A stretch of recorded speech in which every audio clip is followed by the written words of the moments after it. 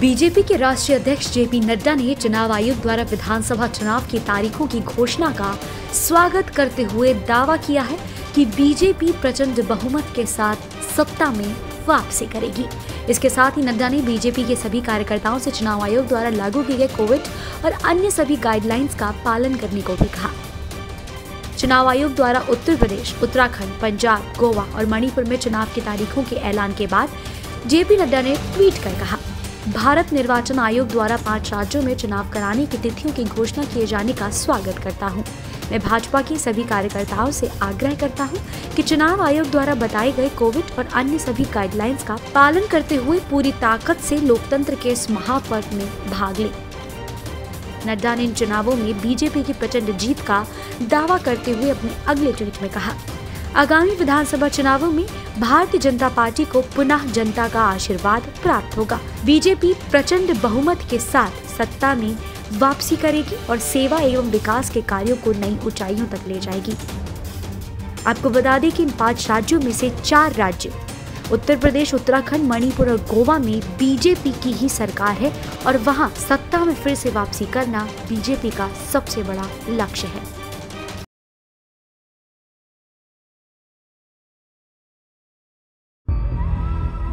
भारत में corona virus के मामले लगातार बढ़ रहे हैं। हर दिन नए मामले लंबी उछाल मार रहे हैं। कोरोना वायरस महामारी की रफ्तार बेकाबू हो रही है। साथ ही कोरोना के सबसे संक्रामक वेरिएंट ओमिक्रॉन के मामले भी तेजी से बढ़ रहे हैं। स्वास्थ्य मंत्रालय द्वारा जारी किए गए ताजा आंकड़ों के हिसाब से देश में पिछले 24 घंटे के दौरान कोरोना के 1,41,986 मामले सामने आए हैं। ये बीते दिन के मुकाबले में 21% अधिक है। एक दिन पहले कोरोना संक्रमण के 1,17,100 मामले सामने आए थे। वहीं बीते 24 घंटे के दौरान 285 लोगों की मौत हुई है। देश में अब एक्टिव मामलों की संख्या बढ़कर 4,72,169 हो गई है। वहीं इस महामारी से जान गंवाने वालों की संख्या बढ़कर 4,83,463 हो गई है। साथ ही देश में रिकवरी रेट 97.30% है।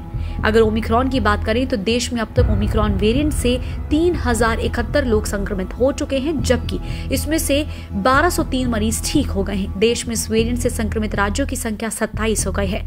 सबसे ज्यादा मामले महाराष्ट्र और राजधानी दिल्ली में है। ओमिक्रॉन के सबसे ज्यादा मामले महाराष्ट्र में है। यहाँ 876 केसेस अब तक मिल चुके हैं। इसके अलावा दिल्ली में 513, कर्नाटक में 333, राजस्थान में 291, केरल में 284 और गुजरात में 204 ओमिक्रॉन मामलों की पुष्टि हो चुकी है। बता दें, देश में सबसे ज्यादा कोविड के केसेस दिल्ली, महाराष्ट्र और मेट्रो शहरों में देखे जा रहे हैं। दिल्ली में बीते 24 घंटे में कोरोना के 17,000 से ज्यादा नए मामले सामने आए हैं। यहाँ कोरोना के 39,000 एक्टिव केसेस हैं। कोरोना के केस बढ़ने और दिल्ली वीकेंड कर्फ्यू लगने के बाद बिहार, यूपी और अन्य राज्यों से यहाँ आए मजदूर धीरे धीरे घर की ओर लौटने लगे हैं।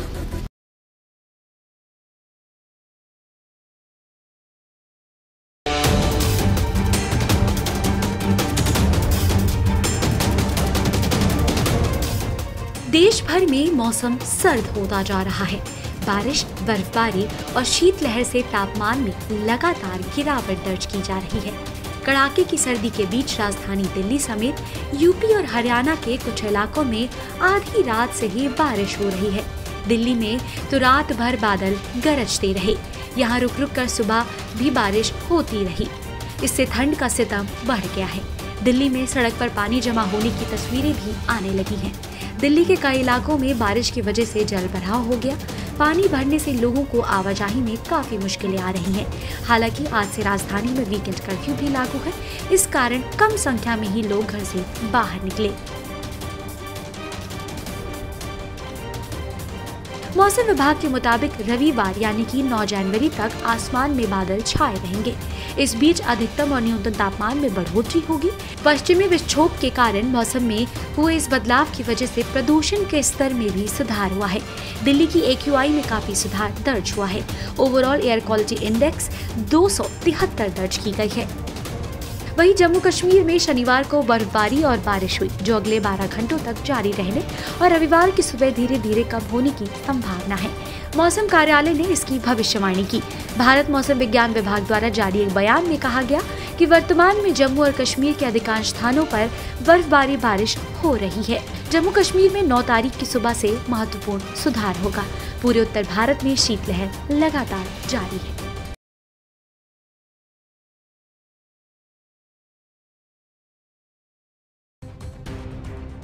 राजधानी दिल्ली में कोरोना की रफ्तार बेलगाम होती जा रही है। नए ओमिक्रॉन वेरिएंट की वजह से मामले तेजी से बढ़ने लगे हैं। गुरुवार को राजधानी में कोरोना के 15,000 से ज्यादा नए मामले सामने आए। पॉजिटिविटी रेट भी बढ़कर 15% के पार पहुंच चुकी है। सरकार की तमाम पाबंदियों के माध्यम से कोरोना को काबू करने की कोशिश की जा रही है। ऐसे में केजरीवाल सरकार ने वीकेंड कर्फ्यू लगाने जैसे बड़े कदम उठाए हैं। ये कर्फ्यू शुक्रवार रात 10 बजे से शुरू हो जाएगा और सोमवार सुबह 5 बजे तक जारी रहेगा। इस दौरान लोगों को बिना वजह घर से बाहर निकलने की इजाजत नहीं होगी। गौरतलब हो कि दिल्ली में पहले से ही रात 10 बजे से सुबह 5 बजे तक नाइट कर्फ्यू लागू है, लेकिन नाइट कर्फ्यू से ज्यादा असर नहीं दिख रहा है, जिसके चलते वीकेंड कर्फ्यू लगाने का फैसला लिया गया। आइए आपको बताते हैं कि इस वीकेंड कर्फ्यू में किन लोगों को छूट दी गई है और किन पर पाबंदी लगाई गई है। वीकेंड कर्फ्यू के दौरान लोगों को बिना वजह घरों से निकलने की अनुमति नहीं होगी। सिर्फ जरूरी सेवाओं से जुड़े लोग ही आ जा सकेंगे। मेडिकल इमरजेंसी होने पर वैलिड आईडी कार्ड के साथ बाहर निकल सकते हैं। एग्जाम होने पर आईडी कार्ड के साथ बाहर जा सकते हैं। जरूरी सामान बेचने वाली दुकानों को छोड़कर बाकी सभी दुकानें बंद रहेंगी। वीकेंड कर्फ्यू के दौरान मेट्रो और बस सेवा चालू रहेंगी। शादियों में सिर्फ 20 लोग ही शामिल हो सकते हैं। शादी में शामिल होने के लिए शादी का कार्ड दिखाना जरूरी है। हॉस्पिटल, क्लिनिक, वैक्सीनेशन सेंटर जैसे अन्य मेडिकल और हेल्थ सर्विसेज से जुड़े लोगों को छूट। ट्रेन, बस या फ्लाइट पकड़ने के लिए आपके पास टिकट होना जरूरी है। एनसीआर में रहते हैं तो भी दिल्ली जाने पर पाबंदी लागू होगी। एनसीआर वाले बिना वजह दिल्ली नहीं जा सकते। जरूरी सेवा से जुड़े लोग जरूरी दस्तावेज और आईडी दिखाकर आ जा सकते हैं। ये पाबंदियां सख्त तो हैं, लेकिन जरूरी भी हैं। बाजारों में लगातार उमड़ रही भीड़ कोरोना की अग्नि में घी का काम कर रही है। ऐसे में हम सबकी भलाई इसी में है कि हम घर पर ही रहें, ताकि हम अपने साथ साथ समाज को भी सुरक्षित रख सकें।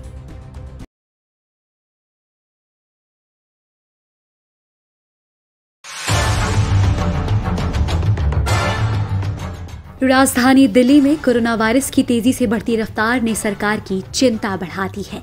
महाराष्ट्र के बाद देश में दिल्ली में ही ओमिक्रॉन के सबसे ज्यादा मामले दर्ज किए जा रहे हैं।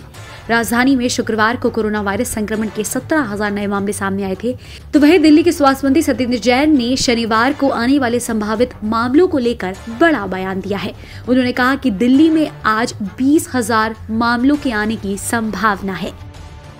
अभी डाटा कंपाइल हो रहा है और 20,000 के आसपास केसेज आने चाहिए। संक्रमण जैसे कल से 1-2% ज़्यादा, 2% ज़्यादा कर लीजिए कल से।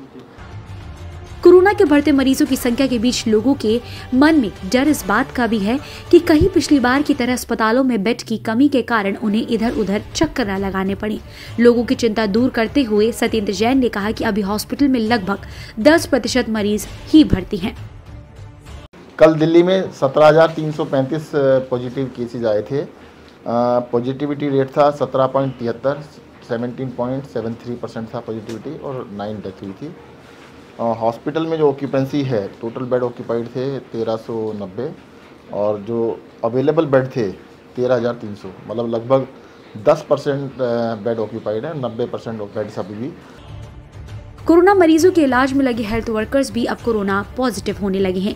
इस पर सत्येंद्र जैन ने बताया कि दिल्ली में करीबन 1000 हेल्थ वर्कर्स अभी तक पॉजिटिव हैं, लेकिन इसे अलार्मिंग सिचुएशन अभी नहीं कहा जा सकता। देखिए, जब कोरोना सब में फैल रहा है तो वहाँ पर भी होगा और उनको मतलब सब ज़्यादातर होम आइसोलेशन में ज़्यादातर लोग हैं और अभी वो अलार्मिंग सिचुएशन नहीं कह सकते कि बहुत ज़्यादा केसेज हैं। 1000 दिल्ली के अंदर जो हेल्थ केयर वर्कर्स हैं उनका नंबर कई लाख में आता है। अगर हमारे बुलेटिन में भी आप देखेंगे तो हेल्थ केयर वर्कर ही 2 लाख से ज़्यादा है। व्यवस्था पे कोई फर्क नहीं पड़ने वाला? नहीं, हम कर लेंगे, कोई दिक्कत नहीं है। We are well prepared. Delhi सरकार ने पूरी तरह से तैयारियाँ की है और हमने बहुत ज़्यादा केसेस को मानते हुए तैयारियाँ की हुई हैं। बता दें कि दिल्ली में शुक्रवार को कोरोना वायरस संक्रमण के 17,000 नए मामले सामने आए थे, जो 8 मई के बाद एक दिन में सबसे अधिक थे। इसके अलावा 9 रोगियों की मौत हुई। राजधानी में कोरोना पर लगाम लगाने के लिए सरकार हर तरह के प्रयास कर रही है। राजधानी में वीकेंड कर्फ्यू की भी शुरुआत हो चुकी है। लोगों से लगातार सरकार यही अपील कर रही है कि जरूरत ना पड़ने पर घर से बाहर ना निकले।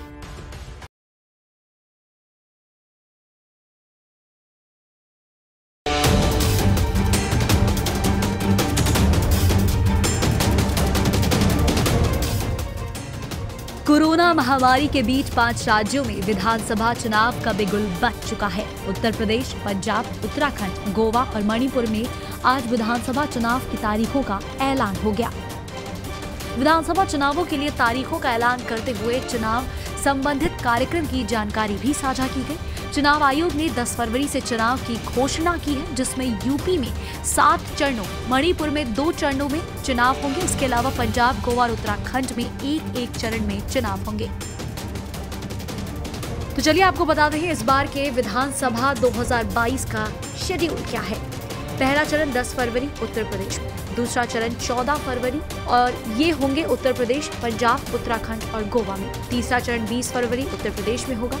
चौथा चरण 23 फरवरी को है, उत्तर प्रदेश में चुनाव होंगे। पांचवा चरण 27 फरवरी उत्तर प्रदेश और मणिपुर में इस 5वें चरण में चुनाव होंगे। छठवां चरण 3 मार्च को होगा, उत्तर प्रदेश और मणिपुर में चुनाव होंगे। 7वां चरण 7 मार्च को और ये होगा उत्तर प्रदेश में। चुनाव के नतीजे 10 मार्च को आएंगे। चुनाव आयोग ने कहा है कि कोरोना के बीच चुनाव में सख्त प्रोटोकॉल का पालन कराया जाएगा। 15 जनवरी तक किसी भी तरह के रोड शो, रैली, पदयात्रा, साइकिल और स्कूटर रैली की इजाजत नहीं होगी।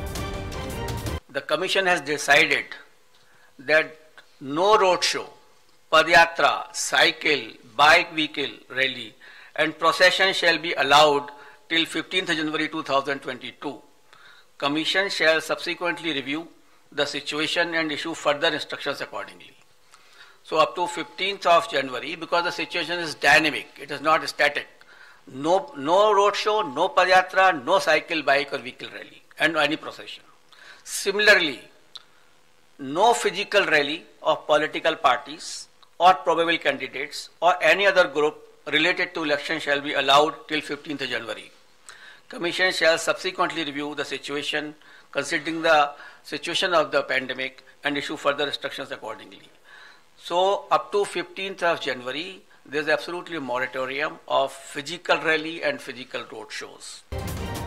चुनाव आयोग द्वारा दी गई जानकारी के अनुसार इस बार देश के 5 राज्यों में होने वाले चुनाव में 18.3 करोड़ मतदाता चुनाव में मतदान देंगे। शनिवार को चुनाव की तारीखों की घोषणा के साथ ही आदर्श आचार संहिता भी लागू हो चुकी है। देश में 5 राज्यों की 690 विधानसभाओं में चुनाव कराए जाएंगे। आपको ज्ञात हो कि उत्तर प्रदेश में 403 सीटें हैं, उत्तराखंड में 70 सीटें, पंजाब में 117 सीटें, मणिपुर में 7 सीटें और गोवा में 40 सीटों पर चुनाव होने हैं। बता दें कि 2017 के विधानसभा चुनाव में उत्तर प्रदेश में बीजेपी प्रचंड बहुमत से सत्ता में आई थी। पंजाब में कैप्टन अमरिंदर सिंह की अगुवाई में कांग्रेस सरकार ने वापसी की थी। मणिपुर में भी बीजेपी ने सरकार बनाई थी। वहीं गोवा में कम सीटें मिलने के बाद बीजेपी ने अंत में बाजी मारी थी और ऐसा ही कुछ उत्तराखंड में भी हुआ था, यहाँ भी बीजेपी सत्ता में आई थी। बस अब कुछ ही दिनों में 2022 के नतीजे भी हाथ में आ जाएंगे। चुनावी संग्राम का ऐलान हो चुका है। महज कुछ ही हफ्तों में पता चल जाएगा कि जनता ने किसको अपने अगले 5 साल का भविष्य सौंपने का फैसला लिया है।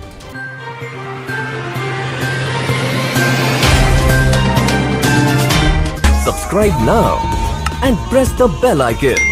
Never miss an update.